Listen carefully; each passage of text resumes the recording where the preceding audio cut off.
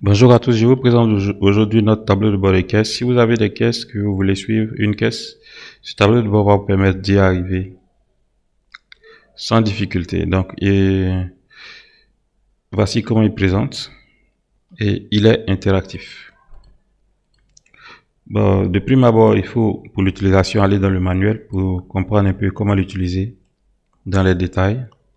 Après, vous venez dans le réglage où vous allez renseigner les différents clients. Après, vous avez les fournisseurs. Ensuite, vous venez dans le remplissage journalier où vous allez remplir les opérations de caisse. Voilà. Donc, si c'est une entrée, vous remplissez dans la colonne entrée. Si c'est une sortie, dans la colonne sortie. Le solde initial sera dans la colonne entrée. Et tout ce qui est gris, il ne faut pas toucher parce que ça vous donne ici le solde de la caisse juste après l'opération. Si vous faites une opération de vente qui permet de faire entrer de l'argent, vous pourrez préciser le client. Et c'est une opération d'achat qui fait une sortie de caisse, vous pourrez préciser aussi le fournisseur. Et ceci va vous permettre d'avoir des statistiques. Donc après avoir bien rempli ces différents éléments-là, vous pouvez aller dans le tableau de bord. Il y a les boutons de navigation. Vous cliquez sur le bouton et vous êtes dans le tableau de bord.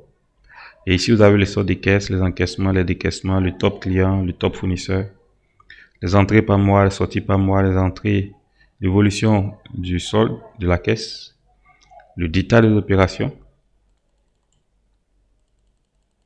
date, opération, entrée caisse, sortie caisse. Vous avez tous ces éléments et le solde final. Après, vous avez le détail des encaissements et le détail des décaissements. Encore en liste. Tout ceci est en liste. Voilà.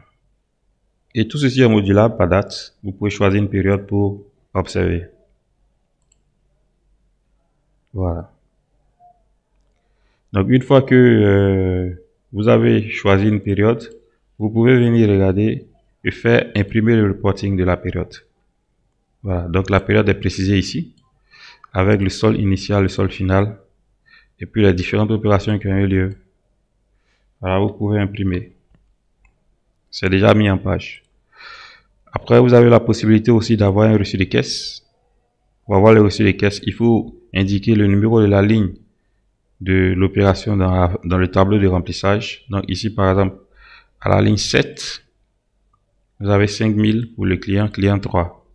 Donc quand je viens ici, je mets 7, client 3, 5000. Et les renseignements se mettent en lettres et autres. Et vous pouvez imprimer et signer. Donc voici un peu ce que ce tableau de bord va vous permettre de faire. Il va vous permettre de suivre à la perfection votre caisse. N'hésitez pas à le prendre sur notre site web. À moins de coût, à nous contacter pour l'acquérir. Excel pour c'est la solution est celle pour les professionnels. Efficacité et coût réduit. Nous gardons le contact et à très bientôt.